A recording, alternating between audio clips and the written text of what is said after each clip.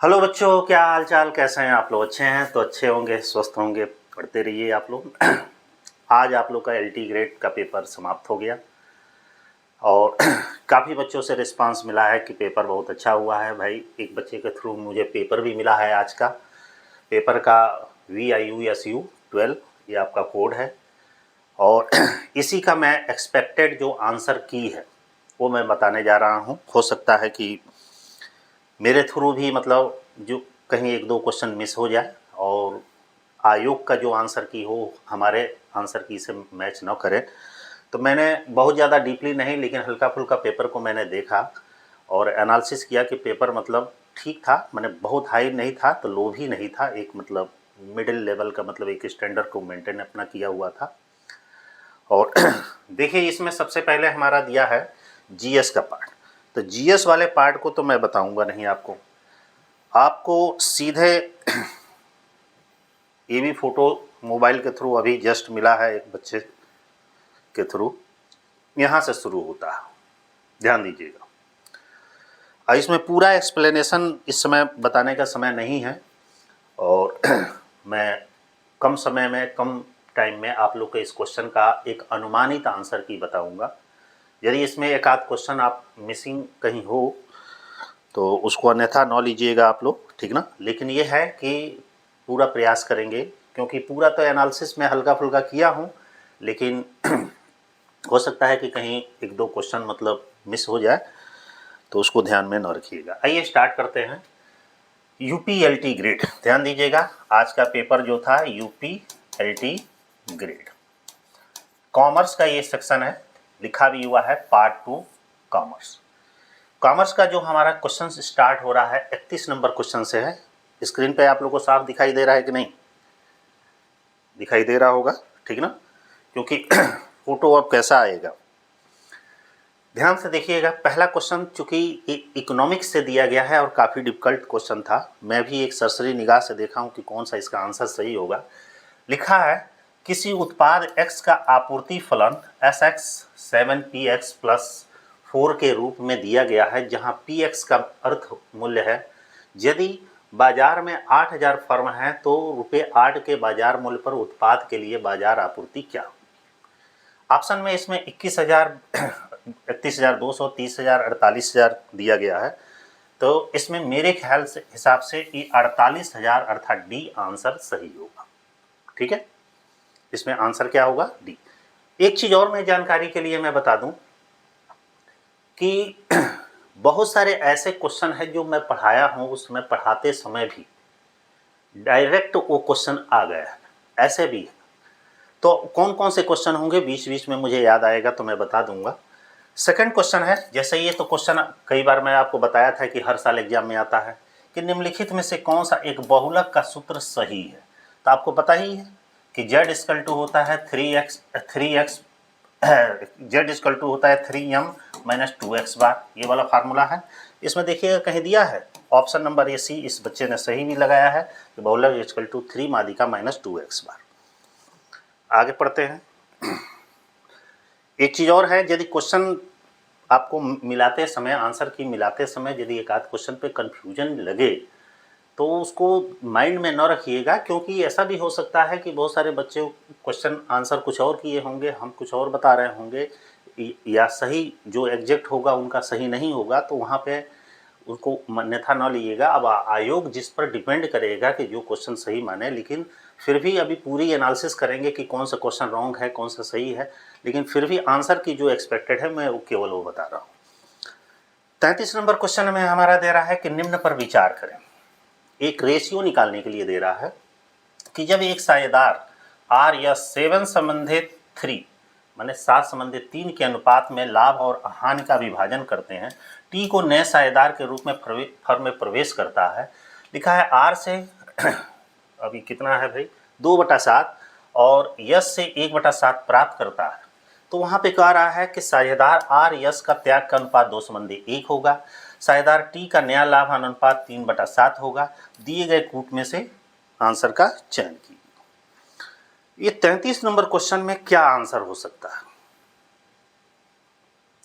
तो इसका भी इस बच्चे ने सही आंसर लगाया है, ऑप्शन नंबर इसका डी होगा।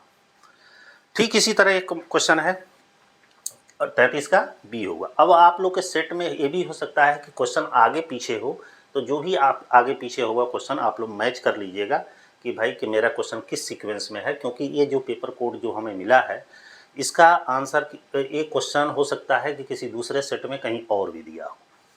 34 नंबर क्वेश्चन में दे रहा है किसी सरकारी कंपनी के लिए वैधानिक अंकेक्षकों की नियुक्ति निम्नलिखित में से किसके द्वारा, स्टेचुरी ऑडिटर की नियुक्ति किसके द्वारा की जाती है।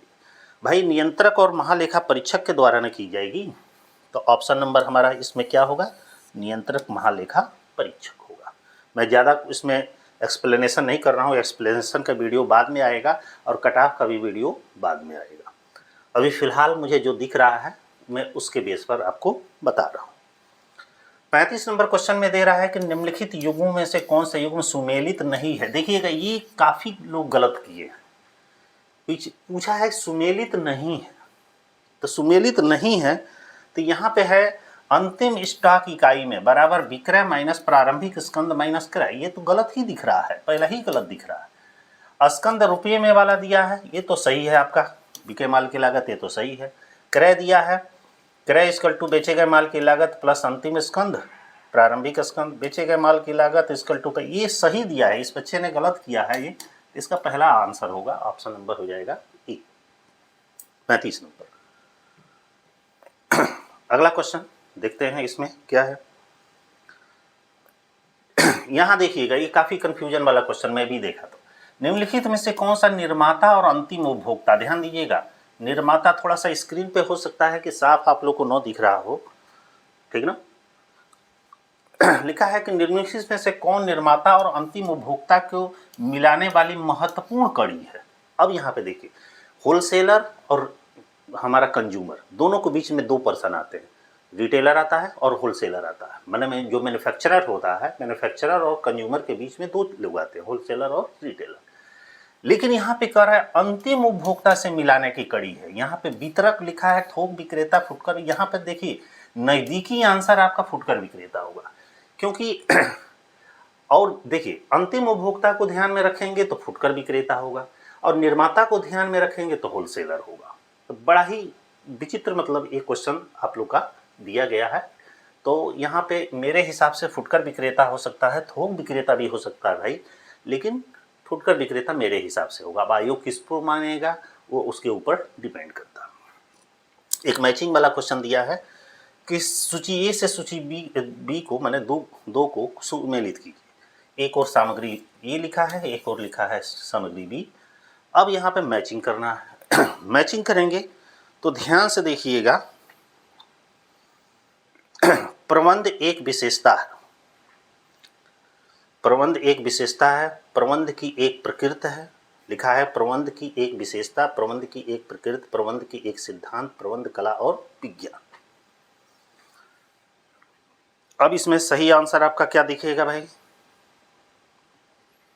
मेरे हिसाब से विशेषता का इससे मैच करेगा, प्रबंध एक प्रकृति है, बहुविषयक है, सिद्धांत है आपका ये सापेक्ष होगा कला के रूप में, प्रबंध है व्यक्त करता। मेरे हिसाब से ये बड़ा जटिल क्वेश्चन है, ऑप्शन नंबर इसका सी होना चाहिए, ठीक है। अब इसको भी मैं कंफर्म करूंगा, लेकिन फिलहाल इसका मेरे हिसाब से जो आंसर होना चाहिए आंसर नंबर सी होना चाहिए, ठीक। अगला क्वेश्चन 38 नंबर में क्वेश्चन कह रहा है गैप का पूरा नाम पूछा है। बहुत ही अच्छा क्वेश्चन है, गैप का पूरा नाम बताइए क्या होगा। इसने सही किया है general asset accounting principle, option number B. अगला है किसी बैंक की न्यूनतम ब्याज दर जिसके नीचे वह आरबीआई द्वारा अनुमत मामले को छोड़कर उधार नहीं दे सकता है वो कहलाती है। आधार बेस दर, रेपो दर, बैंक दर, इनमें से कोई नहीं कह रहा है। ध्यान से देखिएगा, किसी बैंक की न्यूनतम ब्याज दर मिनिमम पूछा है जिसके नीचे हो आरबीआई द्वारा अनुमत मामलों को छोड़कर उधार नहीं दे सकती, मतलब मिनिमम रेट पूछ रहा है 39 में। तो इसमें मेरे हिसाब से उसका बेस रेट होना चाहिए, बैंक रेट नहीं होना चाहिए।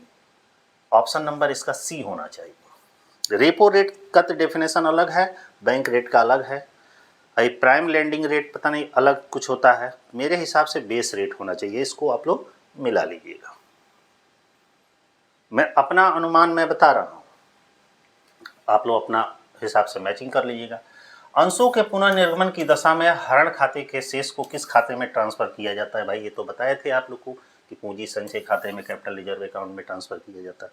ये तो पढ़ाते समय कई बार क्वेश्चन आता है, बहुत सारे क्वेश्चन ऐसे हैं। ये भी क्वेश्चन मैंने आपको बताया था कि 100 छात्रों का, ये तो हुबहू क्वेश्चन आप लोग का ये भी मिला है कि 100 छात्रों का औसत प्राप्तांक 40 है, बाद में पता चला कि 53 के स्थान पर 83 पढ़ लिया गया। स्टैटिक्स वाले में मिलाइएगा आप लोगों, इस सेम क्वेश्चन आप लोग का वही होगा, ठीक है। तो इसका कितना आया था भाई? 39.7 आया था शायद, यही शायद आंसर होगा, मिला लीजिएगा। विभागीय खातों में विज्ञापन व्यय, डिपार्टमेंटल वाला भी मैंने पढ़ाया था आपको कि लिखा है कि ये भी हुबहू क्वेश्चन है कि विभागीय खातों में विज्ञापन व्यय के विभाजन का आधार क्या होता है? तो भाई शुद्ध बिक्री होता है, आप लोग को पढ़ाए थे इसमें 42 नंबर में।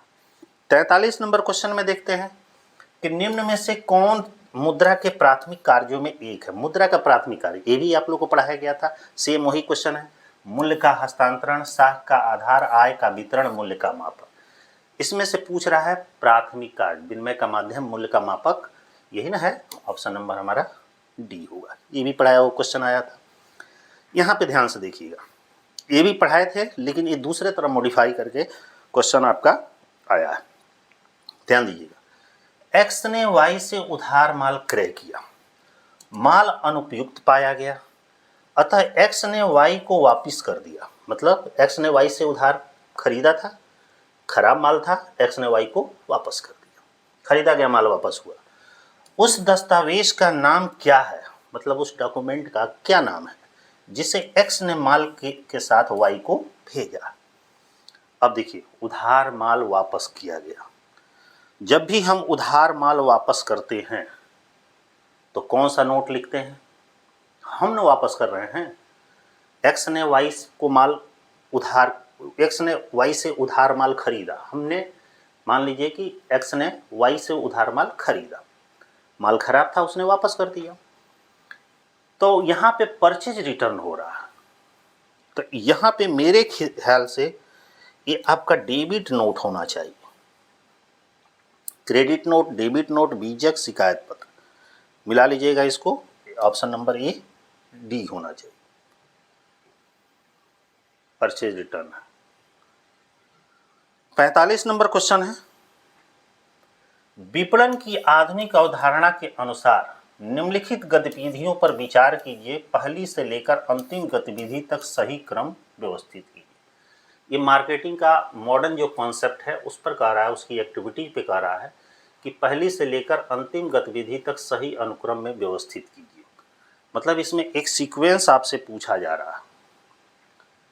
तो सबसे पहले हमारा ये जरूरत आता है ग्राहकों की आवश्यकता, फिर समन्वित विपणन प्रयास, उस पर प्रयास करते हैं, ग्राहकों की संतुष्टि का माध्यम उसमें खोजते हैं, और लास्ट में फिर नए ग्राहकों को बनाते हैं। मेरे ख्याल से ऑप्शन नंबर बी होना चाहिए।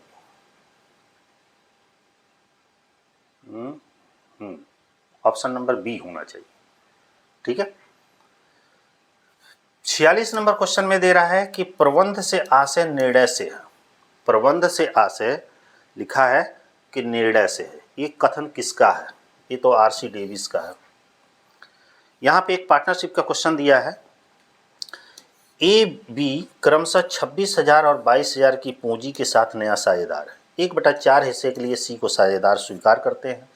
सी अपने हिस्से की पूंजी के रूप में 26,000 है, 26,000 रुपया लाता है।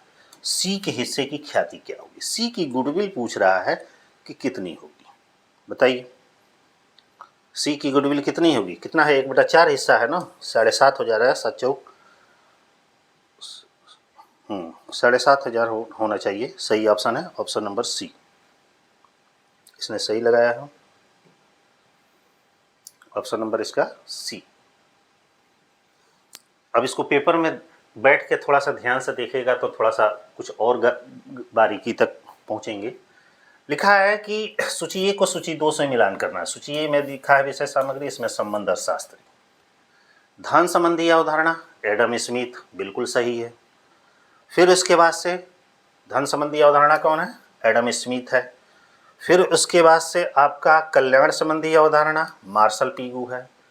उसके बाद से अभाव अवधारणा दिया गया है, ये आपका ये रॉबिन्स है। विकास संबंधी सिमुलेशन सही ऑप्शन है। ऑप्शन नंबर इसका हो जाएगा डी। किसका? 48 का डी। 49 नंबर क्वेश्चन है डॉट डॉट डॉट दिया है। वर्ष की अवधि के दौरान राष्ट्र की सीमा के भीतर उत्पादित अंतिम वस्तुओं और सेवाओं का मूल्य है, माने देश के अंदर कह रहा है कि सीमा के भीतर उत्पादित सभी अंतिम वस्तुओं और सेवाओं का जो मूल्य होता है उसको हम क्या बोलते हैं? जीडीपी बोलते हैं। सही है आंसर ऑप्शन नंबर सी। एक कंपनी अपने अंशों को प्रीमियम पर कंपनी अधिनियम 2013 की निम्नलिखित में से किस धारा के प्रावधानों के अंतर्गत निर्मित कर सकती है? कह रहा है कि एक कंपनी अपने प्रीमियम पर कंपनी अधिनियम 2013 की धारा के अंतर्गत किस प्रावधानों के अंतर्गत इशू कर सकती है? तो भाई ये तो एग्जैक्ट क्वेश्चन होगा, 2013 के अंतर्गत 52 होना चाहिए। ठीक है, ऑप्शन नंबर सी होना चाहिए। अगला क्वेश्चन है, सूची ए दिया है, सूची बी दिया है। अब इसमें मिलाते हैं नगद प्राप्तियां, क्रय विक्रय, प्रारंभिक जनरल प्रविष्टि। हम उसको ऊपर कर लें, ऑप्शन तो नीचे कट गया है, यहाँ है। दो सूची दी गई है, लेन देन का है, एक बाउचर का। इसमें से हम मिलान करते हैं कि कौन सही है। तो मेरे ख्याल से इसमें होना चाहिए नगद प्राप्तियां, क्रय विक्रय, प्रारंभिक जनरल प्रविष्टि। तो नगद प्राप्तियां ये रसीद की प्राप्ति हो जाएगी, नगद प्राप्तियां रसीद की प्राप्ति हो जाएगी। उसके बाद से क्रय आपका हो जाएगा बीजक, अब विक्रय आपका हो जाएगा आदेश पत्र माल वापसी। प्रारंभिक जर्नल क्रय और क्रय वापसी, विक्रय वापसी। तो यहाँ ऑप्शन नंबर हमारा होना चाहिए बी। 51 का होना चाहिए बी। और सब में देखिएगा सेट एक ही जैसा है कि अलग अलग है, ये तो आप लोग बताएंगे कि ऑप्शन नीचे ऊपर भी दिया हो सकता है। लिखा है दो युग्मों को आपको मिलान करना है। सुमेलित लिखा है, सुमेलित नहीं है, नहीं वाले क्वेश्चन पे ज़्यादा फोकस करिएगा। एक तरफ लिखा है साझेदारी और एक तरफ है कंपनी। लिखा है साझेदारी अधिनियम 1930, कंपनी अधिनियम 2013। कंपनी अधिनियम 2013 तो है, साझेदारी अधिनियम 2030 कहाँ है? पहला ही ऑप्शन इसमें से सही दिख रहा है। एक कृत्रिम व्यक्ति नहीं है, साझेदारी कृत्रिम व्यक्ति नहीं है, ये कृत्रिम व्यक्ति है। दोनों में डिफरेंस कर रहा है, असीमित उत्तरदायित्व है, सीमित उत्तरदायित्व है। ये क्या है? एजेंट है, ये सदस्य नहीं है। अब यहाँ पे देखिएगा, तो मेरे हिसाब से हो जाएगा ऑप्शन नंबर इसका 52 का बी। 53 नंबर क्वेश्चन है, किसी विशेष आरोही वर्गांतर की संचयी आवृत्ति 35 के बराबर है, अगले वर्गांतर की संचयी आवृत्ति होगी। क्या होगी भाई? तो 35 है तो 35 से अधिक होगी। ऑप्शन नंबर इसका होना चाहिए बी। काफ़ी अच्छा स्टैंडर्ड का क्वेश्चन पूछा गया है। 54 नंबर क्वेश्चन में ध्यान से देखिएगा कि नीचे दो कथन दिए गए हैं, एक कथन ए है तथा दूसरा कारण सहित कहा गया। अभी कथन में कहा गया है मांग वक्र नीचे की ओर झुका होता है, अब कारण में कह रहा है कि मूल्य और मांग के मध्य विपरीत संबंध होता है। अब ये पूछ रहा है कि कहाँ तक सही है। तो भाई ध्यान से देखिएगा, मांग वक्र ऐसे नीचे की ओर झुका होता है और मूल्य और मांग में विपरीत संबंध होता है, दोनों ही सही है और दोनों उसका एक्सप्लेनेशन है। ऑप्शन नंबर हो जाएगा डी। 55 नंबर में है कि निम्नलिखित में से कौन सा आर्थिक वातावरण का घटक है? ये आप लोग बताए थे, इकोनॉमिक इन्वायरमेंट के फैक्टर्स ये बताए थे आपको। आर्थिक नीतियां, आर्थिक दशाएं, ये दोनों है। ऑप्शन नंबर हो जाएगा इसका सी। ठीक है, मैं भी आप लोग की तरह डायरेक्ट मैं अभी देख रहा हूं क्वेश्चन, ऐसा नहीं कि मुझे पहले से क्वेश्चन मिला हुआ है। एक दो क्वेश्चन कहीं मिसिंग हमसे हो सकती है, लेकिन मैक्सिमम क्वेश्चन इसमें से आपके सही होंगे। अगला है प्राकृतिक संख्याओं 1 से 10 का प्रमाप विचलन क्या होगा? अब स्टैंडर्ड डिविएशन निकालना है नेचुरल नंबर जो हमारा 1 से 2 3 करके ऐसे हमारा 10 तक है, कह रहा है कि ये प्राकृतिक संख्या का प्रभाव विचलन भाई कितना होगा। तो इसको तो आपको निकालना पड़ेगा, लेकिन नेचुरल नंबर का 1 से 10 के बीच में मेरे ख्याल से 2.87 होना चाहिए। ऑप्शन नंबर इसका होना चाहिए बी। अगला देखते हैं 57 नंबर क्वेश्चन है, क्योंकि स्क्रीन पे मुझे भी साफ नहीं दिख रहा है क्योंकि थोड़ा सा वो है। एक व्यक्ति जो अपने व्यवहार में बाहरी दुनिया के सामने क्या है स्वयं की एक साझेदार के रूप में प्रस्तुत करता है, किंतु फर्म में कोई वास्तविक हिस्सा नहीं रखता है। वो पूछ रहा है कि किस तरीके का साझेदार कहलाता है। वो प्रसुप्त साझेदार कहलाया जाएगा, क्योंकि बाहरी वास्तव में वो हिस्सा नहीं रखता है, वो प्रसुप्त साझेदार, सुसुप्त साझेदार जिसको कहा जाता है। अगला है ग्रेसम का नियम स्पष्ट करता है। ये तो लॉ ऑफ ग्रेसम आप लोग जानते ही होंगे, क्या है कि बुरी मुद्रा अच्छी मुद्रा को चलन से बाहर कर देती है। ऑप्शन नंबर हो जाएगा बी। एक और क्वेश्चन यहाँ पे है, किराया क्रय पद्धति में अंतिम किस्त का भुगतान तक स्वामी होता है। भाई कौन होता है? विक्रेता होता है। ऑप्शन नंबर हमारा क्या हो जाएगा? बी। ठीक है, 59 का। यहाँ 60 नंबर क्वेश्चन लिखा है कि 7 प्रबंध के कार्य, ये तो बताए होंगे, ओट्स कोड किसके द्वारा प्रतिपादित किया गया था। ये तो बहुत बार एग्जाम में आने वाला क्वेश्चन है, लूथर गुलिक ने। 61 नंबर क्वेश्चन है कि भारतीय रिजर्व बैंक द्वारा मुद्रा जारी करने के लिए निम्नलिखित में से कौन सी प्रणाली अपनाई जाती है। लिखा है कि रिजर्व बैंक द्वारा मुद्रा को इशू करने के लिए कौन सी प्रणाली पूछ रहा है कि अपनाई जाती है। न्यूनतम आरक्षित प्रणाली, ये सही है ऑप्शन इसका। ऑप्शन नंबर हो जाएगा सी। कुछ विलासिता वस्तुओं की कीमत जितनी अधिक होगी, ध्यान दीजिएगा, कुछ विलासिता वस्तुओं की कीमत जितनी अधिक होगी मांग भी उतनी ही अधिक होगी, यह धारणा है। किस कॉन्सेप्ट के अंतर्गत भाई? तो यहाँ पे आपका कुछ विलासिता वस्तुओं की कीमत जितनी अधिक होगी मांग भी उतनी ही अधिक होगी।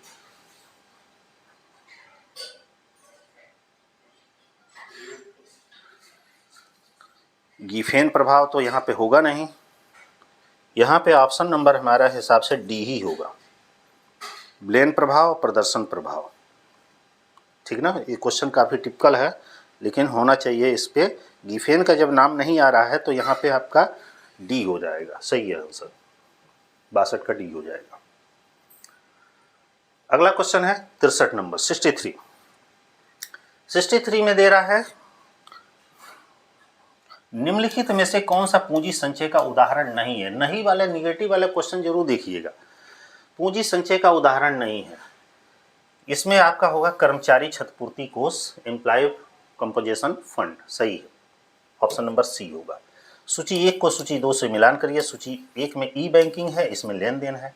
अब यहाँ पे मिलाते हैं हम 64 नंबर क्वेश्चन में। लिखा है नेट बैंकिंग का संबंध बैंक के वेबसाइट से होता है, मोबाइल बैंकिंग का संबंध आपके बैंक का मोबाइल से होता है, एटीएम का संबंध आपका नगद निकालने से होता है, क्रेडिट कार्ड का ऑनलाइन से। ऑप्शन नंबर डी, ये ऑप्शन सही है। ऑप्शन नंबर डी सही। अगला क्वेश्चन 65 नंबर क्वेश्चन में दे रहा है निम्नलिखित में से कौन सा प्रबंध का परंपरागत सिद्धांत की शाखा नहीं है। इसमें भी नहीं पूछा है। प्रबंध प्रक्रिया, वैज्ञानिक प्रबंध, नौकरशाही प्रणाली, सिस्टम दृष्टिकोण, ये परंपरागत पद्धति नहीं है। एक अंकेक्षक को नहीं होना चाहिए। देखिए निगेटिव वाले क्वेश्चन पूछा गया, ये तो मैं पढ़ाया था। संकालू नहीं होनी चाहिए, सही ऑप्शन है ऑप्शन नंबर बी, संकालू नहीं होनी चाहिए। 67 नंबर क्वेश्चन है संगठन की निम्नलिखित प्रक्रियाओं पर विचार कीजिए और उन्हें क्रमानुसार व्यवस्थित कीजिए। सीक्वेंस में व्यवस्थित करने की बात कही गई। तो देखते हैं क्या सीक्वेंस होगा। सबसे पहले उद्देश्यों का निर्धारण 1 नंबर पर ही आएगा। गतिविधियों की गणना 2 नंबर पे आना चाहिए। व्यक्तियों को कार्य सौंपना 3 नंबर पे होना चाहिए। अधिकारों का प्रत्यायन 4 नंबर। ये पहला ही ऑप्शन सही है इनका क्वेश्चन। ऑप्शन नंबर हो जाएगा 67 का ई।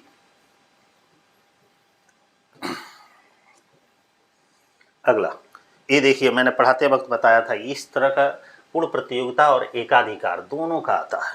69 नंबर क्वेश्चन। क्या होता है? एक अधिकार में साम्य की स्थिति होती है। एक अधिकार में साम्य की स्थिति होती है। ये तो साफे नहीं दिख रहा है। पहला ऑप्शन आंसर सही है, MC इक्वल टू MR है। P इक्वल टू, एक मिनट, ये कुछ और दिया है, अंग्रेजी वर्जन में देखते हैं। P equal to MC equal to MR, P equal to, साम्य की स्थिति इसी पे होगी, ऑप्शन नंबर ये हो जाएगा। यहाँ पे दिखा है कि निम्न श्रेणी के वर्गांतर कितना है? 0 से 9, 19 से 20, 20 से 29, 30 से 39, 40 से 49। अब देखते हैं 9, 10, AB दोनों, इनमें से कोई नहीं।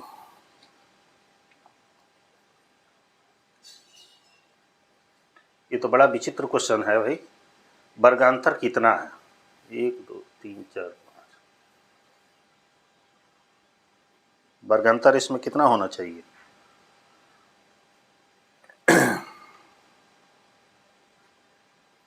निम्न श्रेणी में वर्गांतर कितना है, मतलब क्लास इंटरवल।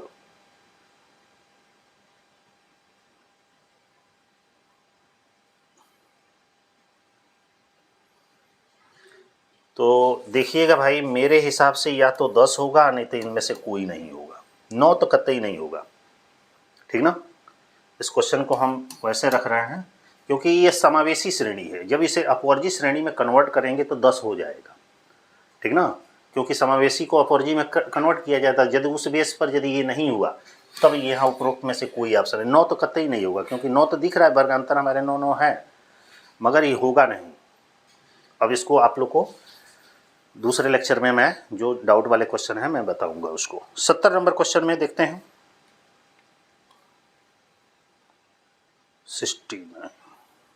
70 नंबर क्वेश्चन क्या कह रहा है कि निम्नलिखित कथनों में से कौन सा पूर्वाधिकार अंशों के संदर्भ में सही नहीं है। नहीं पूछा है पूर्वाधिकार अंशों के संबंध में। पूर्वाधिकार अंशों का लाभांश की दर निश्चित होती है। पूर्वाधिकार अंश प्रत्येक स्थिति में मतदान कर सकते हैं, यही सही है, क्योंकि पूर्वाधिकार अंशधारी मतदान करने का अधिकार नहीं होता है, समता अंशधारी को होता है। ये देखिएगा, प्रसरण वाला मैंने बताया था, मैंने 625 का मैंने बताया था। इसको अंडर रूट करेंगे तो आपका 25, 25 हम 625, यहाँ 225 का दे रहा है, तो एग्जैक्ट इसका आंसर क्या हो जाएगा? 15 हो जाएगा, क्योंकि उसका अंडर रूट करेंगे तो 15 15 हम 225 होता है।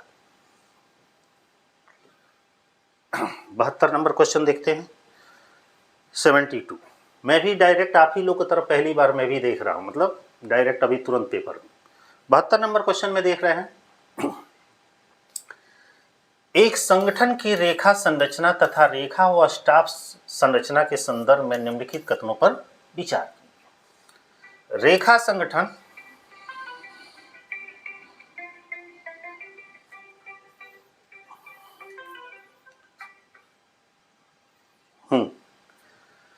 रेखा प्रबंधक अन्य व्यक्तियों को निर्देशित करता है। रेखा और स्टाफ प्रबंधक सहायता और परामर्श देता है।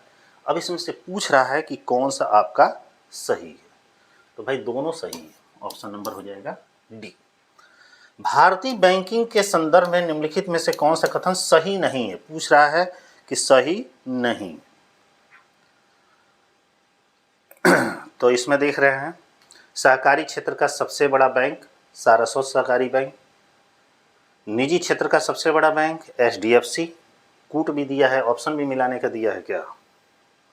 नहीं। हाँ, निजी क्षेत्र का सबसे बड़ा बैंक HDFC, सार्वजनिक क्षेत्र के बैंकों की कुल संख्या 14, सार्वजनिक क्षेत्र का सबसे बड़ा बैंक SBI। 73 नंबर क्वेश्चन देखिएगा, ये तो सही है। 30/5/2025 तक क्या पब्लिक सेक्टर के बैंक 14 ही हैं? निजी क्षेत्र बैंकों का सबसे बड़ा बैंक HDFC, ये भी सही दिख रहा है। हमको लग रहा है कि यही ऑप्शन गलत है, क्योंकि 14 संख्या नहीं है इस समय। बैंकों के जो पब्लिक सेक्टर के बैंकों की संख्या से कम हो गई है, क्योंकि सहकारी क्षेत्र का सबसे बड़ा जो कॉर्पोरेट सारस्वत सहकारी बैंक, ठीक ना, तो हमको लग रहा है कि ऑप्शन नंबर देख लीजिएगा 14 है कि नहीं, ये भी क्वेश्चन कन्फ्यूजन में मैं डाल रहा हूँ कि 14 संख्या है कि नहीं, क्योंकि बहुत सारे जो नेशनलाइज हमारे 20 बैंक थे, बाद में 19 हो गया, तो उन 19 जो नेशनलाइज बैंक थे तो उसमें से बहुत बैंकों का एक दूसरे में विलय कर दिया गया, तो इसमें 14 संख्या नहीं है और कम है, और वो भी 30/5/2025 तक पूछ रहा है, तो मेरे ख्याल से सी ऑप्शन होना चाहिए। अगला है 74 नंबर क्वेश्चन। लिखा है सूची 1 को सूची 2 से मिलान कीजिए, लोच के प्रकार दिया है और मूल्य दिया है। तो 74 नंबर में देखते हैं, पहला दिया है सापेक्ष लोच, ये हो जाएगा। अधिक कम अधिक लोचदार लोच, अपेक्षाकृत कम लोचदार, ये हो जाएगा। पूर्ण बेलोचदार, ये हो जाएगा। पूर्णतया लोचदार, ये हो जाएगा। इस हिसाब से ऑप्शन हमारा हो जाएगा, इसका बी ऑप्शन होगा। ठीक है। अगला क्वेश्चन,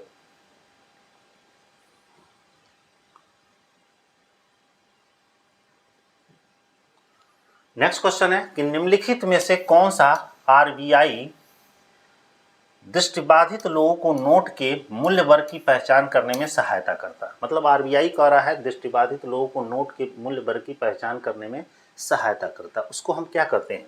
मनी, सूर्या, ई रुपया, रोशनी। बताइए उसको हम किस नाम से जानते हैं? उसको पहला ऑप्शन इसमें सही दिख रहा है, मनी, MANI, MANI, इसको MANY मनी कहा जाता है। Option number A. तलपट प्रदर्शित करता है खातों की गणती शुद्धता का, सही है। 2000 रुपये की एक मशीन क्रय खाते में डेबिट कर दिया गया, यह किस प्रकार की अशुद्धि है? पूछ रहा है कि किस प्रकार की अशुद्धि है, तो भाई सैद्धांतिक अशुद्धि है। ऑप्शन नंबर इसका हो जाएगा सी, 77 का। अगला है नियोजन भविष्य में पकड़ने के लिए बनाया गया एक पिंजरा, एक डेफिनेशन है, बहुत फेमस डेफिनेशन है, तो ये आपका एलन महोदय का है। ऑप्शन नंबर हो जाएगा डी इसका।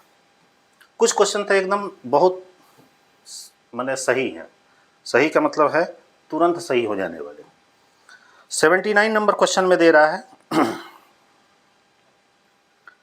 एक शोधकर्ता ने गांव के कृषि कार्य का मूल्यांकन किया, यह मूल्यांकन किस प्रकार का? भाई एक शोधकर्ता ने गांव का मूल्यांकन किया, वो प्राइमरी डाटा है ना। ऑप्शन नंबर हो जाएगा ए, ये तो पढ़ाए थे आप लोग। मिचेल लिखा है मिशेल शब्दावली के अनुसार व्यापार चक्र निम्न चरणों पर विचार कीजिए, कालक्रम से पहले और अंत में व्यवस्थित कीजिए। लिखा है विस्तार, संकुचन, पुनरुत्थान, मंदी। नीचे दिए गए सही, मतलब इसमें ये वो है उच्चावचन है, ठीक ना, व्यापार चक्र का।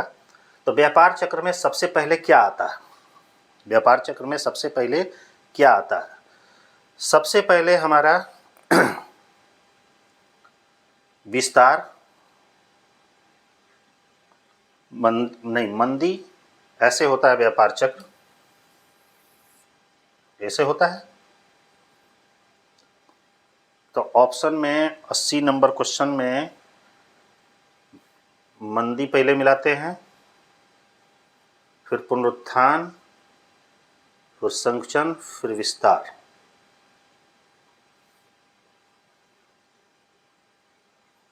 इस क्वेश्चन को देखिएगा, मेरे हिसाब से तो ये होना चाहिए बिजनेस साइकिल में, और ये भी ऑप्शन हो सकता है, कंफर्म नहीं है। मैं भी थोड़ा सा इस क्वेश्चन पर मैं थोड़ा सा होल्ड कर रहा हूँ, देख लीजिएगा आप लोग, ठीक है। कंफर्म नहीं है इसका, आसान ही क्वेश्चन था वो भी। 81 नंबर क्वेश्चन है निम्नलिखित व्यवसाय संगठन के विभिन्न रूपों पर विचार कीजिए तथा इन्हें सबसे पहले लेकर अंतिम तक सही क्रम में व्यवस्थित कीजिए। मतलब कह रहा है शुरू से लेकर, मैंने बिजनेस के रूप फॉर्म के बारे में कह रहा है, स्टार्टिंग से लेकर सबसे पहले तो हमारा एकल व्यापार आता है, फिर साझेदारी आता है, फिर कंपनी आता है, इस तरह से आते हैं। तो इसमें ऑप्शन आपका क्या हो जाएगा? मेरे हिसाब से सबसे पहले आपका एकल व्यापार हो जाएगा 3 नंबर, फिर आपकी साझेदारी हो जाएगी। देखते हैं कहीं दिया है साझेदारी 2 नंबर पे, इसका सीक्वेंस ही कुछ अलग है। इधर देखते हैं एकल व्यापार, और ये तो कट गया एकदम से। एकल व्यापार के बाद से आपकी आ जाएगी 4 नंबर पे संयुक्त हिंदू परिवार, और संयुक्त हिंदू परिवार के बाद से आ जाएगी सीधे साझेदारी। ऑप्शन नंबर बी हो जाएगा ये, इसका ऑप्शन नंबर क्या हो जाएगा? बी, 81 का।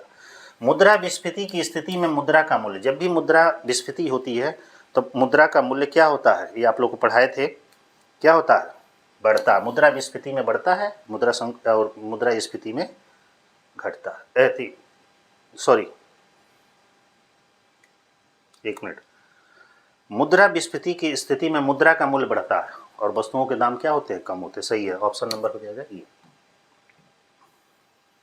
यहां देखिए लिखा है कि प्रधानमंत्री मुद्रा योजना के संदर्भ में निम्नलिखित कथनों पर विचार कीजिए। प्रधानमंत्री मुद्रा योजना के बारे में पूछा गया, तो इसमें कह रहा है कि प्रधानमंत्री मुद्रा योजना 20 लाख तक सूक्ष्म ऋण की सुविधा प्रदान करती है। भारत में मार्च 2025 तक लगभग 70% लाभार्थी महिलाएं हैं। दिए गए कूट में से सही। ये 20 लाख तक सूक्ष्म ऋण नहीं है भाई, इसका केवल दूसरा ऑप्शन सही होगा कि 2020 तक, मतलब ऑप्शन नंबर बी सही होगा, 83। अगला क्वेश्चन है 84 नंबर। 84 नंबर क्वेश्चन में दे रहा है एकल स्वामित्व वाले व्यवसाय के पंजीकरण की आवश्यकता किस अधिनियम में है? भाई इसके लिए कोई अधिनियम नहीं बना है, ऑप्शन नंबर बी हो जाएगा। अंकेक्षक के गौण उद्देश्यों के संदर्भ में सूची 1 से सूची 2 का मिलान कीजिए। सूचियों को नीचे दिए गए क्रम में करिए। त्रुटियां दिया गया है, संदर्भ दिया गया, ठीक है। इसको थोड़ा सा और ऊपर कर ले रहे हैं। त्रुटियां दिया है और संदर्भ दिया है। अब इसका मैचिंग करते हैं हम। तो मैचिंग करते हैं तो पहला भूलवश त्रुटियां, लेखा न होना, और यही ऑप्शन सही है। ऑप्शन नंबर हो जाएगा डी, ठीक है, इसको सही कर लीजिएगा। 86 नंबर क्वेश्चन है निम्न युगों में से कौन सा माल्थस के सिद्धांत से संबंधित नहीं है? माल्थस के सिद्धांत से। अब इसमें मैचिंग करिए भाई, कौन नहीं है? सिद्धांत का आकलन की जनसंख्या का दुगुनी हो जाती है प्रत्येक 30 वर्ष पर, सही नहीं है। सिद्धांत संदर्भित इंग्लैंड, सिद्धांत जिन आयाम, पहला ही ऑप्शन सही है, 30 वर्ष का ऑप्शन नहीं दिया गया। नियंत्रण निर्देशात्मक है और कैसा प्रबंध होना चाहिए से संबंधित ये किसने कहा? ये डेफिनेशन है भाई, ये पूछ रहा है डेफिनेशन किसने किया था? जॉर्ज आर टेरी महोदय ने किया था, ठीक ना, ऑप्शन नंबर सी। ये मांग का नियम के संबंध में दिया गया है। 88 नंबर क्वेश्चन, इसमें कह रहा है कि निम्नलिखित में से कौन सा मांग की लोच को मापने का तरीका यही है? मांग में अनुपातिक परिवर्तन बटा कीमत में अनुपातिक परिवर्तन, ये तो आपको बताए ही थे। ऑडिटिंग प्रैक्टिस कमेटी का नाम थोड़ा सा साफ नहीं दिख रहा है, देखें आप लोग को दिखाई दे रहा है कि नहीं दिखाई दे रहा है? दिखाई दे रहा है। ऑडिटिंग प्रैक्टिस कमेटी का नाम बदलकर कर दिया गया। जैसे ऑडिटिंग जो हमारा प्रैक्टिस कमेटी थी उसका नाम बदलकर क्या कर दिया गया? Audit and assurance standard board, option number उसका हो जाएगा ई, ये कर दिया गया था। अगला क्वेश्चन है निम्नलिखित में से कौन सा वित्तीय विवरण लेखांकन समीकरण संपत्ति इक्वल टू दायित्व प्लस स्वामी पूंजी को दर्शाता है? Assets equal to liability plus स्वामी। दोहरी प्रविष्टि, आर्थिक चिट्ठा, व्यापार खाता। भाई ये तो बहुत सिंपल क्वेश्चन है, कौन सा है? ये आर्थिक चिट्ठे को दर्शाता है। Assets equal to liabilities plus स्वामी की पूंजी, ये किस चीज़ को दर्शाता है? बैलेंस शीट को, क्योंकि बैलेंस शीट के 2 फॉर्मेट होते हैं, एक और लायबिलिटीज, एक और हमारी एसेट्स, ये उसको दर्शा रहा है, ठीक ना। एक समीकरण दिया है कि P equal to M V plus, a Fisher का समीकरण है, ऑप्शन नंबर हो जाएगा बी। 92 नंबर क्वेश्चन में दे रहा है संगठन संरचना के सिद्धांत सोपान श्रृंखला का प्रतिपादन किसने किया? संगठन संरचना के सोपान श्रृंखला, ये तो बहुत सिंपल है, हेनरी फ्योल ने किया था, स्केलर चेन का सिद्धांत। अगला क्वेश्चन मैं पहले ही बता दे रहा हूँ, इसमें मेरे द्वारा बताए गए 99% क्वेश्चन सही होंगे, 100% की तो नहीं कर सकता, क्योंकि 1-2 क्वेश्चन अब आयोग जिसको मानेंगे या कुछ एडिशनल क्वेश्चन ऐसे दिया, क्योंकि मैं भी अभी पूरा पेपर एनालिसिस नहीं किया हूँ, लेकिन मैं जो बताऊँगा वो मैक्सिमम क्वेश्चंस सही होने के सही होंगे। 93 नंबर क्वेश्चन है कि सूची ए दिया गया है, सूची 2 दिया गया, एक कथन है और एक सांख्यिकी। इसमें कह रहा है कि सांख्यिकी का जन्म, सांख्यिकी गणना का विज्ञान है, ये परिभाषा दिया गया है। अब इस डिफाइन करना है इस परिभाषा को। सांख्यिकी गणना का विज्ञान है, यहाँ से मिल रही, ये डॉक्टर बाउले का है, डॉक्टर बाउले है, बी का 3 मिला, बी का ए मिला और ये मिला। सांख्यिकी अनुमानों और संभावनाओं का विज्ञान है, बार्डिंगटन, ये आपका है, इसका हो जाएगा 3, मतलब सी का हो जाएगा 3, सॉरी सी का हो जाएगा 2 ना होगा तो 2, ये हो जाएगा। अनिश्चित बुद्धिमत्ता पूर्वक सांख्यिकी, ये 93,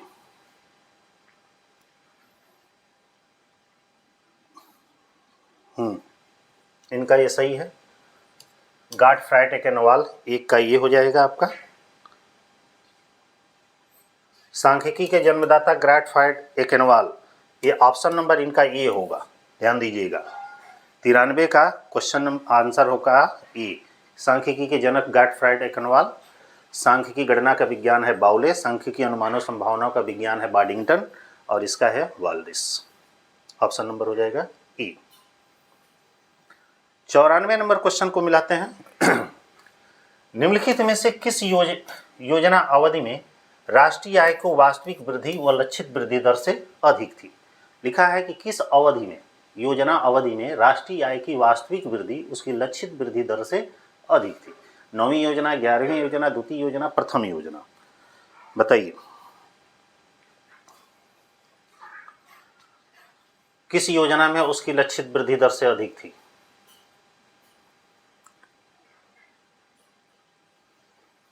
देखिए 11वीं 12वीं तो होना, इधर हमको लग रहा है कि जो योजना अवधि जो बनी थी 11वीं और पहली और द्वितीय और तृतीय में सबसे ज़्यादा लक्षित दर थी, तो मेरे ख्याल से भाई इस ऑप्शन को रखते हैं, इन दोनों में से एक होने के चांसेस है, ठीक ना। ऑप्शन नंबर इसका कंफर्म नहीं है क्योंकि डाटा हमें भी एग्जैक्ट याद नहीं है। 95 नंबर क्वेश्चन में है, निम्नलिखित में से एकल स्वामित्व का लाभ नहीं है। कह रहा है एकाकी व्यापार का लाभ नहीं है। 95 नंबर क्वेश्चन है, असीमित देयता, त्वरित निर्णय, प्रत्यक्ष प्रोत्साहन, गठन और समापन में सरलता, असीमित दायित्व जो होता है ये उसका लाभ नहीं। यदि कीमत 10% की वृद्धि के जवाब में आपूर्ति 15% बढ़ जाती है तो इस लोच का गुणांक पूछ रहा है कि क्या होगा। तो 1.5 मेरे ख्याल से होना चाहिए, ऑप्शन नंबर इसका ए हो जाएगा।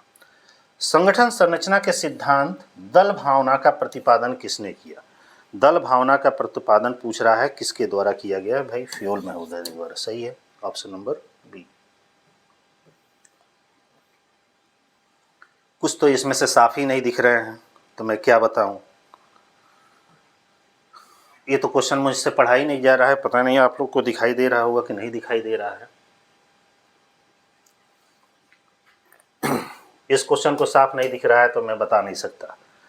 ये वाला जो क्वेश्चन है, एक रेखा चित्र में एक ग्राफ दिया गया है, ये पूछ रहा है कि क्या है, ये पूछ रहा है कि क्या है। ये बेलोचदार मांग है, ये क्या है? बेलोचदार मांग। ऑप्शन नंबर 20 का होगा। 100 नंबर क्वेश्चन है, गैर लाभकारी संगठनों द्वारा आय व्यय खाता बनाया जाता है, रोकड़ आधार पर, उपार्जन आधार पर, रोकड़ आधार पर, प्राप्ति आधार पर कि किस आधार पर? उपार्जन के आधार पर। लिखा है फ्यूल की योगदान संबंधी निम्नलिखित युग्मों में से सहयोग, फ्यूल के दृष्टिकोण दिया है, इधर कार्यशाला प्रक्रिया दिया है। ये भी साफ मुझे नहीं दिख रहा है क्योंकि फोटो इसका क्लिक जो हुआ है सही नहीं हुआ है। तो इसमें से आपका पहला ऑप्शन फ्यूल का दृष्टिकोण, कार्यशाला, ये भाई साफ नहीं दिख रहा है तो इसका मैं बता नहीं सकता हूँ। एक और देखते हैं, भारतीय वित्तीय प्रणाली IFMC कितने IFC है, मतलब पूछ रहा है कितने अंकों का होता है। तो ये पक्का है, ये तो आप लोग को पढ़ाए थे, 11 अंकों का होता है। यहाँ से साफ दिख रहा है। 103 नंबर जो क्वेश्चन दे रहा है कि कारखाने में नया एयर कंडीशन सिस्टम वातानुकूलित प्रणाली स्थापित करने की लागत वर्गीकृत की गई। ये पूछ रहे कारखाना में नया एयर कंडीशन सिस्टम लागू करने की बात की गई। भाई पूंजीगत व्यय है। अपहृत अंशों के पुनः निर्गमन के संदर्भ में कथनों पर विचार कीजिए। अपहृत अंशों का पुनः निर्गमन एक विक्रय की भांति है। अपहृत अंशों के पुनः निर्गमन में विक्रय के अंशों के आवंटन का नियम लागू नहीं होता है। अब इसमें से पूछ रहा है कि कौन से कथन सही है, तो मेरे ख्याल से ऑप्शन नंबर इसमें 2 होगा, ठीक ना। वो विक्रय की भांति नहीं होता, लेकिन अंशों के निर्गमन के आवंटन का नियम इस पर लागू नहीं होता, ये सही है। ऑप्शन नंबर हो जाएगा डी। 105 नंबर क्वेश्चन है, एक डाटा दिया है 2। उत्तर प्रदेश व्यापारी कल्याण बोर्ड का गठन किस वर्ष शुरू किया गया था? 2018 में किया गया था इसको। ये आपका है 105 का बी। भविष्य में वसूली योग्य लघु कार्य राशि को दर्शाते हैं। वसूली योग्य शॉर्ट वर्किंग को पूछ रहा है, कहाँ पे दिखाते हैं? तो भाई बैलेंस शीट में दिखाते हैं।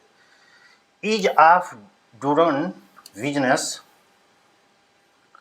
Ease of doing business ranking 2020 के संदर्भ में कथनों पर कौन सा कथन सही है?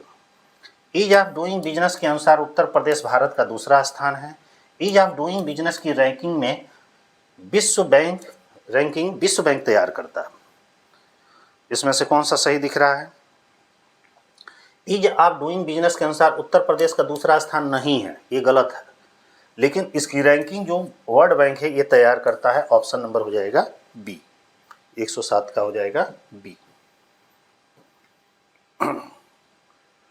ये भी क्वेश्चन मुझे साफ नहीं दिख रहा है भाई। 108 नंबर क्वेश्चन मैं नहीं बता सकता क्योंकि मुझे पेज क्लियर नहीं दिख रहा है। यहाँ पे थोड़ा थोड़ा दिख रहा है। ये 109 नंबर पढ़ने में आ रहा है कि यदि बिक्री 1,80,000 हो, क्रय 1,60,000 हो, प्रारंभिक रहतिया 34,000 हो और सकल हानि की दर लागत पर 20% हो, तो अंतिम रहतिया कितना होगा? Closing stock. तो इसको तो निकालना पड़ेगा भाई। तो 109, तो बिक्री इतना है, क्रय इतना है, प्रारंभिक, तो दोनों को जोड़ देंगे और सकल लाभ की दर उसका, और इसमें से इसको घटा देंगे। मेरे ख्याल से 46,000 के आसपास आना चाहिए। मिला लीजिएगा, कैलकुलेट कर लीजिएगा। अगला कह रहा है कि निम्नलिखित में से कौन सी भारतीय वित्तीय प्रणाली में नियामक संस्था नहीं है? नियामक संस्था नहीं है। कौन नहीं है भाई? IRDA है, RBI है, सेबी है। सिविल नहीं है, सिविल कोई संस्था नहीं है। बाकी ये तो सब नियामक संस्था है भारतीय वित्तीय प्रणाली सिस्टम में। अगला है कि टेलर के वैज्ञानिक प्रबंध से संबंधित निम्नलिखित युगों में से कौन सुमेलित नहीं है? सुमेलित नहीं है टेलर के संबंध में। टेलर के संबंध में ध्यान दीजिएगा। टेलर के योगदान के महत्वपूर्ण पुस्तक वैज्ञानिक प्रबंध, साइंटिफिक मैनेजमेंट से सही है। टेलर के कंपनी के कार्य में वादा किया, पर्यवेक्षक बने, ये भी सही है। अवधारणा जहाँ पहले, ये भी सही है। ये डी ऑप्शन सही है, मतलब ये गलत है, मतलब ऑप्शन नंबर हो जाएगा डी। निम्नलिखित दायित्वों पर विचार कीजिए तथा इन्हें कंपनी के आर्थिक चिट्ठे में सबसे पहले से लेकर आखिरी तक सही क्रमानुसार व्यवस्थित कीजिए। मतलब कह रहा है आर्थिक चिट्ठे में पहले से लेकर अंतिम तक उसको सीक्वेंस में बनाइए। तो सीक्वेंस में बनाने में सबसे पहले आपका आएगा शेयर कैपिटल 1 नंबर पर, तो ये हो जाएगा। उसके बाद से रिजर्व एंड सरप्लस, ये हो जाएगा। तो ऑप्शन नंबर इसका बी हो जाएगा।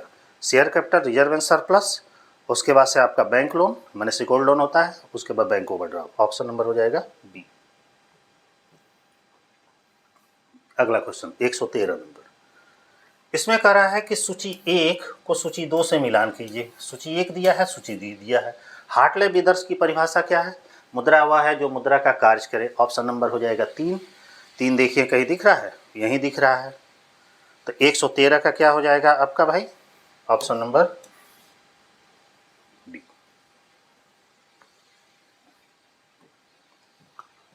अब 114 देखिए।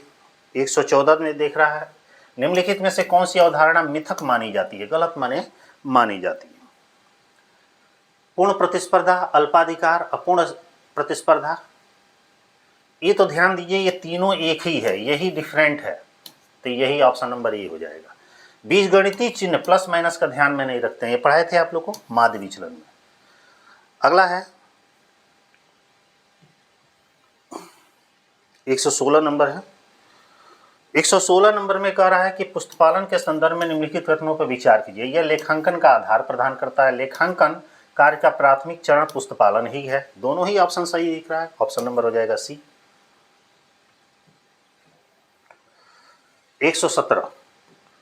117 नंबर क्वेश्चन में दे रहा है कि निम्नलिखित में से कौन भारत में कृषि साख के लिए शीर्ष संस्था है, शीर्ष बैंक है? नाबार्ड, सिडबी, आरबीआई और आईडीबीआई। ये तो बहुत सिंपल क्वेश्चन है, ये तो आप ही लोग कर सकते हैं। कृषि साख के लिए ऋण लें, नाबार्ड है, ऑप्शन नंबर ए हो जाएगा। अगला है 118 नंबर क्वेश्चन। ये भाई इस क्वेश्चन का आंसर हमें नहीं मालूम है, ठीक ना, इसको देखना पड़ेगा। ये फैक्चुअल डाटा पे बेस पर है। 118 नंबर। 119 नंबर देखते हैं। लिखा है निम्नलिखित में से कौन सी एक अच्छी मुद्रा की मूल आवश्यकता नहीं है? एक अच्छी मुद्रा की मूल आवश्यकता नहीं है। मूल्य का स्वतंत्र माप होना चाहिए, मूल्य उपयुक्त संग्राहक होना चाहिए, सामान्य स्वीकृति होनी चाहिए, स्थिर होनी चाहिए। कह रहा है एक अच्छी मुद्रा के मूल्य की आवश्यकता नहीं है, स्वतंत्र माप नहीं होनी चाहिए भाई। इसमें मेरे ख्याल से ऑप्शन नंबर सी होना चाहिए।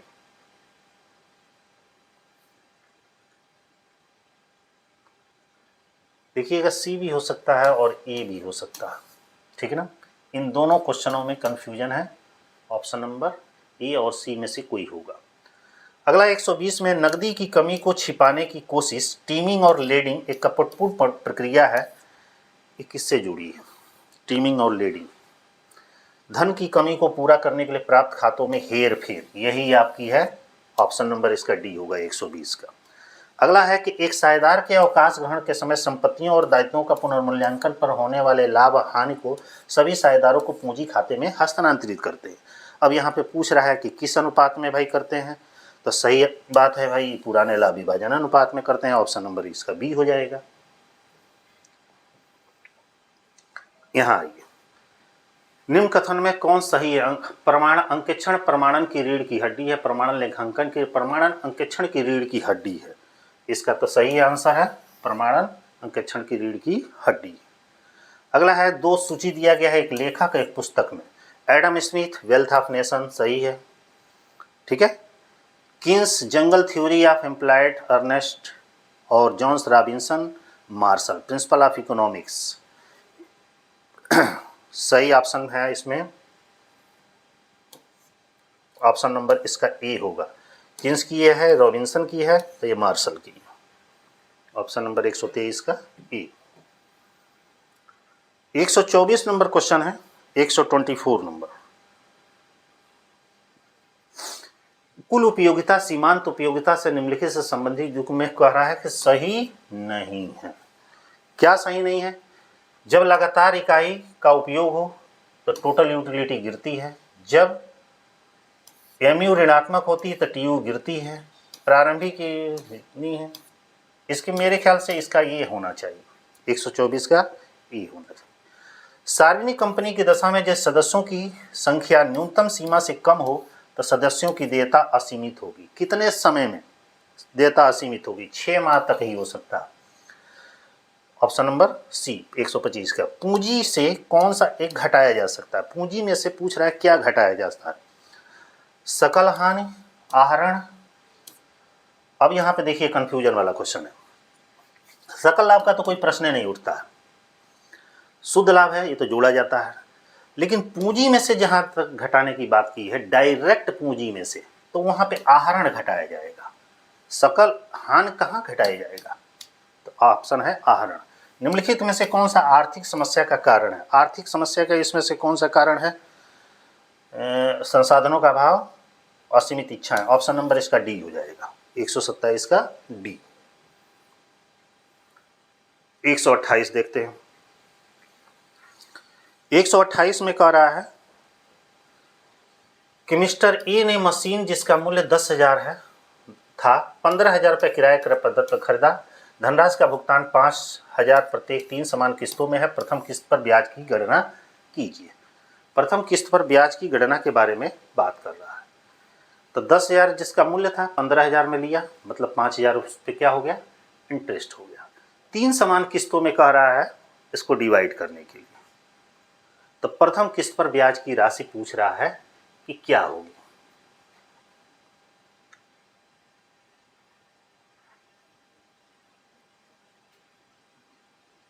प्रत्येक की 3 समान किस्तें होंगी।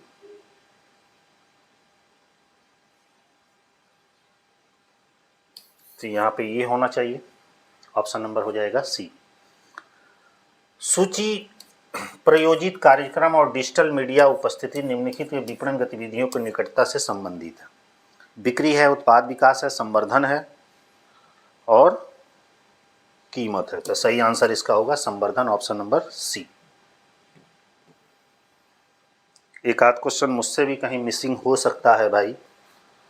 130 नंबर क्वेश्चन में दे रहा है कि निम्नलिखित में से कौन युग्म प्राथमिक युग्म मूल्य गतिविधियों के अनुसार सही सुमेलित नहीं। सेवा उत्पाद सुधार, विपणन तथा बिक्री, संचार, मूल्य निर्धारण तथा चैनल प्रबंधन, आंतरिक रसद, सामग्री प्रयोग, भंडारण, संचालन। इसका क्या होगा, सेवा का मतलब उत्पाद सुधार नहीं होता, ये सही नहीं है, ऑप्शन नंबर ए। सूची ए को सूची 2 से मिलान कीजिए। अब यहाँ पे देखते हैं, इसमें दे रहा है कि प्रवेश की दशा में त्याग के अनुपात का प्रयोग किया जाता है। रिटायरमेंट के समय में लाभ प्राप्ति के अनुपात का पुनर्मूल्यांकन, पुराना अनुपात। तो ऑप्शन इसमें दिख रहा है पहले का 3 है, 3 कहीं दिख रहा है, ये दिख रहा है। सेवानिवृत्ति 1, ये भी दिख रहा है। अगला सही ऑप्शन आपका सी ही होगा, इसका ऑप्शन नंबर सी होगा 131 का। एक निजी कंपनी में तो आसान क्वेश्चन है कि एक निजी कंपनी में सदस्यों की अधिकतम संख्या कितनी होती है, 200। ये तो सभी लोग जानते हैं। यहाँ आइए 133 नंबर क्वेश्चन। 133 में क्वेश्चन में कह रहा है कि ई बैंकिंग व्यवसाय अनिवार्य रूप से सूचना प्रौद्योगिकी अधिनियम 2000 में विनियमित होता है, जिसके अंतर्गत व्यक्तिगत हस्ताक्षर को प्रतिस्थापित किया जाता है। ऑनलाइन हस्ताक्षर, डिजिटल, कूटबद्ध, छवि हस्ताक्षर। कौन सा हस्ताक्षर आ जाएगा इसमें, डिजिटल हस्ताक्षर, ऑप्शन नंबर इसका हो जाएगा बी। नेक्स्ट है किराया क्रय पद्धति में कारनामा है कि कारखाना है। अब जो भी हो, हमें साफ नहीं दिख रहा है। कारखाना की तिथि पर, कारनामा की तिथि पर किराया क्रेता प्राप्त करता है। संपत्ति पर किराया क्रय पद्धति में संपत्ति पर कब्जा, संपत्ति का प्रयोगाधिकार। अब इसमें से ऑप्शन पूछ रहा है कि कौन सा ऑप्शन सही होगा इसमें से, तो ऑप्शन नंबर किराया क्रय पद्धति पर करारनामा है। करारनामा की तिथि पर किराया क्रेता को प्राप्त होता है, संपत्ति के प्रयोग करने का अधिकार प्राप्त होता है। कब्जा उसको कहाँ, कब्जा भी एक तरह से देख सकते हैं कि कब्जा मिल सकता है, लेकिन स्वामित्व तो नहीं मिलता है भाई। इस देखिएगा ध्यान से, संपत्ति पर कब्जा, अंग्रेजी वर्जन देखते हैं, processing on assets, प्रोसेसन of assets. संपत्ति पर उसे कब्जा भी मिलता है, ये है, स्वामित्व नहीं मिलता है, ठीक ना, क्योंकि ले जाएगा तो उस पर तो हक तो उसी का रहेगा, भले स्वामी नहीं रहेगा। तो इस दृष्टि से देखेंगे तो भाई बी होगा, लेकिन प्रयोग करने का अधिकार तो सर्वाधिकार। अब आयोग देखिए किसको मानता है, डायरेक्ट देखने से लिख रहा है कि हमारा ऑप्शन नंबर दूसरा सही है, संपत्ति के प्रयोग करने का अधिकार, लेकिन कब्जा भी तो उसे मिला, स्वामित्व पर नहीं, स्वामित्व नहीं मिल रहा। अब आयोग किसको मानेगा, मेरे हिसाब से तो भाई दोनों होना चाहिए, लेकिन यदि ये नहीं हुआ तो ये वाला तो होगा ही होगा, क्योंकि कब्जा शब्द का उल्लेख किया था। 135 है कि सूची ए को सूची 2 से मिलान कीजिए। सूची ए है पर्यावरण, ये है पहलू, सामाजिक, राजनीतिक, वैधानिक, सांस्कृतिक। अब इसमें देखते हैं कौन सा मैचिंग कर रहा है। सामाजिक फैशन और राजनीतिक हमारा क्या है, व्यवसायिक विवाद। वैधानिक हमारा क्या मिल रहा है, सरकार का स्वरूप, सांस्कृतिक, कानून व्यवस्था। इस हिसाब से तो देखेंगे तो बी होगा। और दूसरे हिसाब से देखते हैं तो सामाजिक फैशन, राजनीतिक ये, वैधानिक मतलब कानून व्यवस्था, वैधानिक हमारा कानून व्यवस्था सांस्कृतिक सरकार का स्वरूप, इस ऑप्शन सी होगा इसका। अगला है निम्नलिखित में से कौन सा प्रबंध का सहायक कार्य नहीं है। मैनेजमेंट का कह रहा है सहायक कार्य नहीं है 136 का। तो देखिए नियंत्रण है ये प्रबंध का मुख्य कार्य, निर्णय लेना, संचार, नवाचार ये सहायक कार्य है। अगला है 137 नंबर 137, 2000 अंशों के आवेदन आवंटित किए गए हुए प्रविवरण जारी किया, 3000 अंशों के लिए आवेदन प्राप्त हुए, 2400 अंशों के आवेदन पर अनुपातिक आवंटन किया गया। यदि x को 40 अंश आवंटित हुए तो उसे कितने अंशों के लिए आवेदन करना चाहिए। यदि 40 अंश उसे आवंटित हुए हैं भाई तो उसे कितने अंशों के लिए आवेदन किया होगा। तो भाई मेरे हिसाब से तो 46 अंशों का आवंटन, इसको पूरा कैलकुलेशन करके बताना पड़ेगा, टाइम नहीं है, ठीक है ना। 46 कम से कम होना चाहिए। 138 में दे रहा है कि भारतीय स्टेट बैंक से संबंधित नियमों को सुमेलित नहीं है। माने भारतीय स्टेट बैंक से संबंधित सुमेलित नहीं है, लिखा सुमेलित नहीं है। 138 में दिया है SBIM योनो का पूरा नाम न्यू ओनली नीड ओपन, ये सही है। SBI का राष्ट्रीयकरण 1955, ये भी सही है। SBI का पूर्व नाम imperial bank of India, SBI का मुख्यालय मुंबई में नहीं। ऑप्शन नंबर इस हिसाब से देखेंगे तो 138 का क्या हो जाएगा भाई, सुमेलित नहीं है।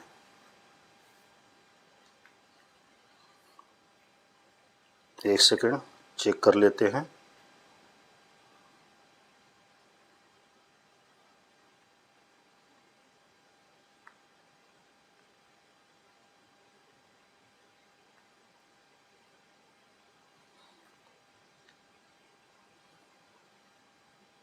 भाई ये भी सही है। इस हिसाब से तो देखेंगे तो मैंने चेक किया, भारतीय स्टेट बैंक का मुख्यालय मुंबई में भी है, तो इस हिसाब से तब ये होना चाहिए, ये भी ओनली न्यू नीड ओन। ये भी क्वेश्चन पे डाउट है भाई, लेकिन ये तो सही दिख रहा है। अब इसको ऑप्शन में रख ले रहे हैं क्योंकि पहला ऑप्शन भी सही है इसका, YONO का मतलब न्यू ओनली नीड ऑन होता है। चलिए एक क्वेश्चन मैंने देखा था, सॉल्व किया था, 2-4 क्वेश्चन मैंने सॉल्व किया। 139 में दे रहा है लिखा है कि ए बी 3/2 के अनुपात में लाभांश बांटते हैं, सी को 1/SS। क्वेश्चन तो आपको बताया है कि कौन सा इसका आंसर सही होगा, तो आपका ऑप्शन नंबर डी सही होगा। सही है, इस तरह के क्वेश्चन आपको पढ़ाए भी है। सारणी ए का सारणी बी से मिलान करना है। इसके संबंध में क्या दिया गया है भाई, लिखा गया है कि एकल सारणी, सामान्य उद्देश्य सारणी, विशेष उद्देश्य सारणी, पब्लिक। एकल सारणी प्राथमिक क्रम की सारणी, और सामान्य उद्देश्य सारणी संदर्भ सारणी, विशेष उद्देश्य सारणी आपका विश्लेषण सारणी, ये मौलिक है। प्राथमिक सारणी हमेशा मौलिक होती है। इस हिसाब से देखेंगे तो ऑप्शन नंबर डी सही होगा इसका। अगला है 141 नंबर, निम्नलिखित में से कौन सा प्रत्यक्ष वितरण का तरीका नहीं है। प्रत्यक्ष वितरण का तरीका पूछ रहा है कि इसमें से नहीं है। प्रत्यक्ष डाक द्वारा, दलाल अभिकर्ता द्वारा, एकाधिक दुकानें, विक्रय मशीनें। भाई ब्रोकर और दलाल डायरेक्ट डिस्ट्रीब्यूशन नहीं है। 142 नंबर 142 नंबर है आर्थिक वातावरण के अंतर्गत बृहद आर्थिक कारकों संबंधी निम्नलिखित युगों में से सही युग्म नहीं है। देखते हैं युग्म कौन सा। वस्तुओं और सेवाओं की आपूर्ति, घरेलू उत्पाद प्लस आयात निर्यात, बचत, आय माइनस निजी सरकारी उपभोग, उत्पादन, आय और धन, निवेश, बचत। ये ऑप्शन नंबर सी होना चाहिए, 142 का सी। अगला है 143 नाम, निम्नलिखित संपत्तियों पर विचार कीजिए, स्थिरता के आधार पर उनको क्रम कीजिए। मतलब स्थिरता के आधार पर उनको एक सीक्वेंस में आपको करना है। तो देखते हैं, सबसे पहले इसमें हमारा क्या आएगा भाई, ख्याति आ जाएगा, पट्टा दिया है, इसमें ध्यान से देखना पड़ेगा। इसमें ट्रेडमार्क भी आ सकता है, पट्टा भी आ सकता है और गुडविल भी आ सकता है। मेरे हिसाब से तो ये होना चाहिए डी। अब एक बार बुक में देख लीजिएगा इसे भी, इस क्वेश्चन को भी, ठीक है। 144 नंबर क्वेश्चन है, एक पूर्ण प्रतियोगी बाजार अल्पकाल में संतुलन की अवस्था में तब होगा। एक पूर्ण प्रतियोगी बाजार अल्पकाल में संतुलन की अवस्था में कब होगा? जब सीमांत आय सीमांत आगम के बराबर हो, ठीक ना, MC MR के बराबर हो। मुद्रा वह मुद्रा है एक साधन एक साध्य, ए बी दोनों, इनमें से कोई नहीं। तो सही क्या है? मुद्रा एक साधन है और साध्य भी है एक तरह से। तो 145 का क्या हो सकता है? सी। ये देख लीजिएगा। किराया क्रय अधिनियम 1972 की धारा 20 के अनुसार वस्तु मोटर कार के अतिरिक्त किराया क्रय मूल्य वैधानिक अनुपात के संदर्भ में विचार कीजिए। 146 नंबर ऑप्शन में क्या दे रहा है? किराया क्रय मूल्य का 1/2 यदि मूल्य 15,000 से कम है, किराया क्रय मूल्य 3/4 15,000 से अधिक है।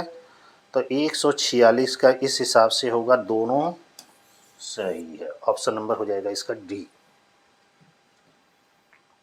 अगला 147 नंबर जिस दर पर वाणिज्यिक बैंक भारतीय रिजर्व बैंक से उधार लेते हैं, कॉमर्शियल बैंक RBI से उधार लेते हैं, उसको हम कौन सा रेट कहते हैं? बैंक ले रहा है, कमर्शियल बैंक ले रहा है किससे? रिजर्व बैंक से, तो उसको हम क्या कहते हैं? बैंक दर न कहते हैं। अगला कह रहा है कि ए बी 3:2 के अनुपात में लाभ विभाजन में साझेदार है, सी साझेदार के रूप में सम्मिलित हुआ, ए बी सी के मध्य नया अनुपात हमारा इतना है, त्याग का अनुपात, सेक्रीफाइस रेशियो निकाल देना है आपको। Sacrifice ratio, old ratio minus new ratio, old ratio minus new ratio, तो निकालेंगे। तो ये शायद क्वेश्चन मैं आपको बताया हूँ, पढ़ाते समय मैंने बताया था 1:1 के अनुपात में आएगा। आप लोग को क्वेश्चन में डायरेक्ट क्वेश्चन ये आप लोग को मिला। ऐसे ऐसे क्वेश्चन बहुत सारे मिले हैं इसमें। 49 नंबर क्वेश्चन 49 नंबर क्वेश्चन में सूची ए को सूची बी से मिलाना है। हम मिलाएंगे तो ये क्वेश्चन सही दिख रहा है। स्थान मतलब भंडारण होता है, संवर्धन माने प्रचार होता है, मूल्य माने विभिन्न छूट होता है। ये सही है, ऑप्शन नंबर पहला ही होगा। और 150 हमारा है क्वेश्चन, लास्ट क्वेश्चन है। एक समाजवादी अर्थव्यवस्था में मुद्रा अनिवार्य रूप से प्रदर्शित नहीं करती। एक समाजवादी अर्थव्यवस्था में मुद्रा अनिवार्य रूप से प्रदर्शित नहीं करती। राष्ट्रीय आय के वितरण को सुगम बनाना, मूल्य तंत्र, संसाधनों का आवंटन, आर्थिक गतिविधियों का मार्गदर्शन। मूल्य तंत्र को, ये हमारा ऑप्शन नंबर हो जाएगा बी। भाई आप लोग को 120 क्वेश्चन जो कॉमर्स के थे मैंने आप लोग को कराए। जहाँ तक मेरी जानकारी के हिसाब से था, 2-3 क्वेश्चनों या 3-4 क्वेश्चनों का सही में मुझे भी नहीं पता था, उसको और देखना पड़ेगा कंफर्म क्या है। और हो सकता है 1-2 क्वेश्चन मिसिंग वगैरह भी हुई हो, तो उसको ध्यान में न रखिएगा। लेकिन जो मैंने बताया है उसमें मोस्टली क्वेश्चन, अभी मैंने कहा कि 99% क्वेश्चन आपके सही हैं। और यदि इस हिसाब से पेपर का मिलान आप लोग कर लीजिएगा, यदि आप लोग का रिस्पांस क्या है ये पता आप लोग को चल जाएगा। ठीक है, ऑल द बेस्ट। अब इसकी फुल एनालिसिस की वीडियो, मतलब जब थारोली इसको मैं देखूंगा, चेक करूंगा कि कुछ क्वेश्चन पे सही आंसर क्या होना चाहिए, उसके लिए अलग से मैं वीडियो बना दूंगा और साथ में कट ऑफ का भी वीडियो प्रोवाइड कर देंगे। All the best. फिर मिलते हैं दूसरे लेक्चर में।